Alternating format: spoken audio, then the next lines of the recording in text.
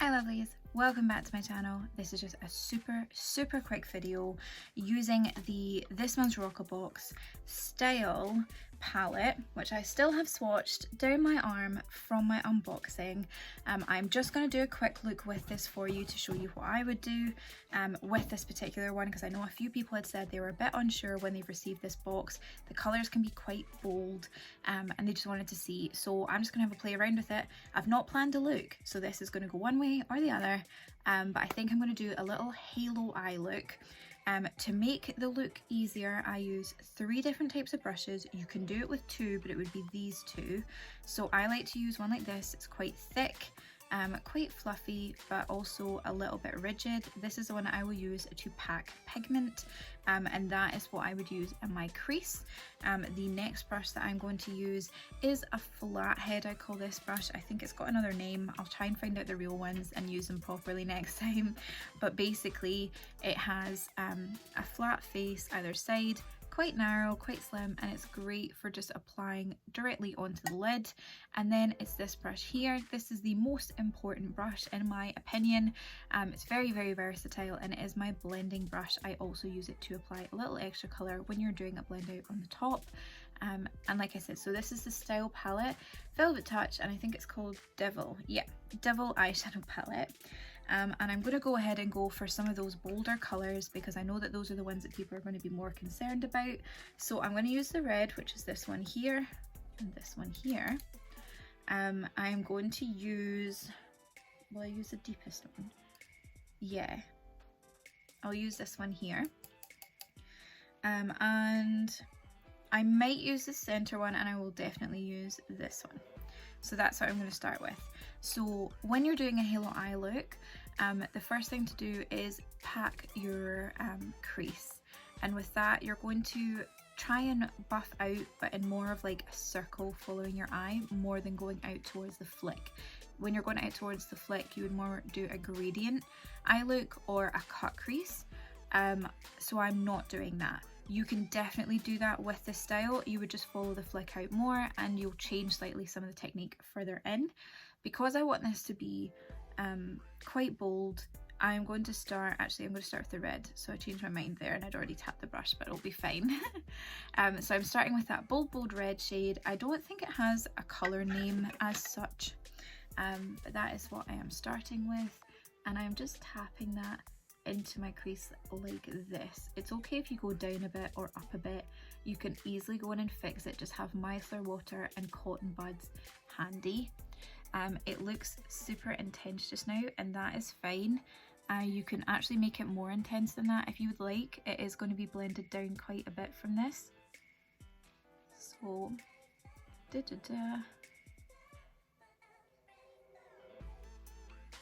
I'm actually just going to use this to blend out a bit. I don't usually use my pigment packing brush to blend as well, but because it's because of the nature of the shape of this one, it is actually quite good at then giving it more of like a circled off look. So when I'm doing a halo eye, I do like to do this a little bit. So you can see I've done that. I'm just going to take a little smidge now, and I'm going to take it here to my lower lash line, and I'm going to blend it, but I'm not going to take it any further than my pupil. Do it for the other side too. Okay, so obviously this is looking really intense. I kind of look like a demon from a really bad movie. So the next thing you're going to want to do is just blend it out a little bit, so these lines are less intense and it looks less sort of blood red. What I'm going to use for that, and I have actually changed what I might do just a teeny bit, but I'm going to use this guy here. So this very light shimmery shade, just tap your blending brush on there, and now again I am going to tap towards the edges of this here, and you'll already see that that's made a difference. And then you're just going to circle the brush up and towards your brow bone to try and blend that out just a little bit more. You can go in with a bit more colour from the orange as well, that light orange. But what you're doing is just softening the look a little bit more, and that's what's going to make it look less villainy. So as you can see, there's a huge difference now between these two eyes.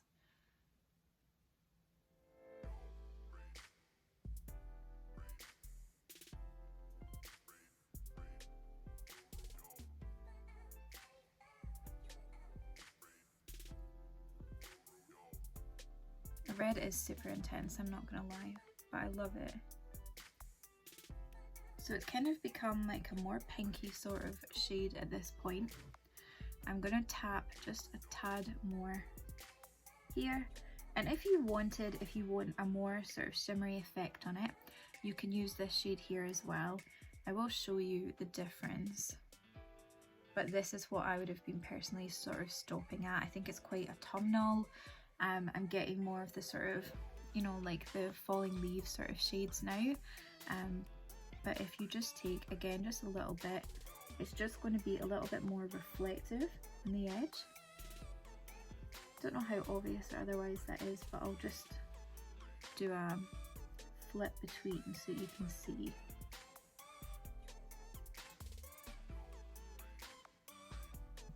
And now I'll just match it up since I've done it on that side. And you can actually lightly take that up straight to here, because here would be somewhere that you would actually put highlight anyway. So because it's only just a teeny bit of product, it's not a problem. You'll notice that my brows are kind of staying in place for the main. That is because I used my Birchbox brow gel. So if you want to see that, that's actually in the video just for Birchbox specifically. Right, now we're going to switch, and this is where you want your flathead brush, and I'm going to use that deepest colour now. So if you had been doing a gradient eye, this would have been in your crease. Well, potentially you can do the other one in the crease, but now you're going to create little triangles pointing out to this part of the eye. This is actually not my favourite brush of this shape. I thought it was, but I can see now that it's not. I'm taking it over the crease a little bit just to add some depth. You can also, if you want at this point, not too much, because remember this is more of a circular shape, but just take it out to give yourself more of a point here. And then you're going to take it to the inner corner. If you were doing a gradient eye, you would not do the inner corner in a darker shade, you would do it a lighter shade. And voila. And you're left with this little bit here. Now you've got two options. You can take micellar water and put it on top of just that area to create a more light base. You can also use a cut crease if you own that particular product. Revolution does a great one. I'm just going to go ahead, take my finger in this little bit here and see what it does when I put it on directly, so that I'm minimizing additional products being used, because not everyone is going to have all of those.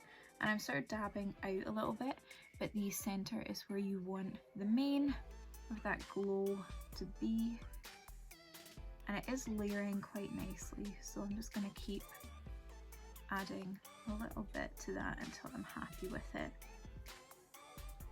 And that is where we are.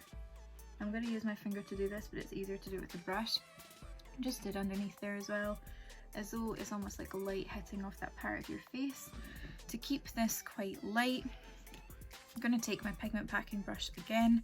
Make sure that you buff any extra colour off. I'm using the corner of a drawer that I can just literally wipe it off of again, but just so it's completely clear, and take that light shade here and just do that towards the inner eye. It's going to blend nicely, so then it's more of a gradient underneath the eye.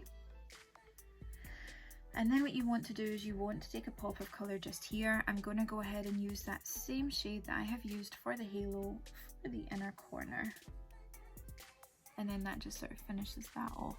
So I will go ahead and put eyeliner and mascara with it as well, but I am going to do that off camera because the whole point was to show you this, not to show anything else, and I'll let you see what it looks like when it's a finished article.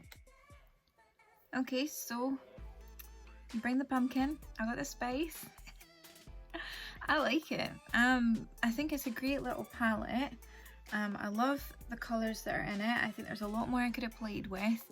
I chose the darkest, deepest, brightest most terrifying colours that have got to be in the palette, let's be honest. And I do think this is very wearable. It seems quite bold when I'm looking at it on camera, but usually when I watch the videos back, it's not, it looks like what I see. And I just think it's really pretty. It's very autumnal. I just like it. I think it's a great thing to play with, so don't be scared of those crazy colours, because you can definitely tone it down, just make it like a little pop of colour. It gives you something to experiment with and play with that you maybe wouldn't have had the chance to do before, because I said it in my video and I'll say it again, if I saw this palette in the store, I'd think, wow, that's beautiful, but I couldn't use those colours. So I'm really glad that I got it free in my Roccabox. I hope that this was easy enough to follow along. If you've got any questions, concerns, anything that you'd like to see if I'm doing something like this in the future differently, like if you get the Roccabox, if you get Glossybox, Birchbox, any of the ones that I'm getting, and there's just something you'd like me to explain more as I'm doing it, please let me know in the comments down below. But if you did like the video, give me a thumbs up. If you haven't already, please hit subscribe, and most importantly, have a great day. Thanks very much for watching.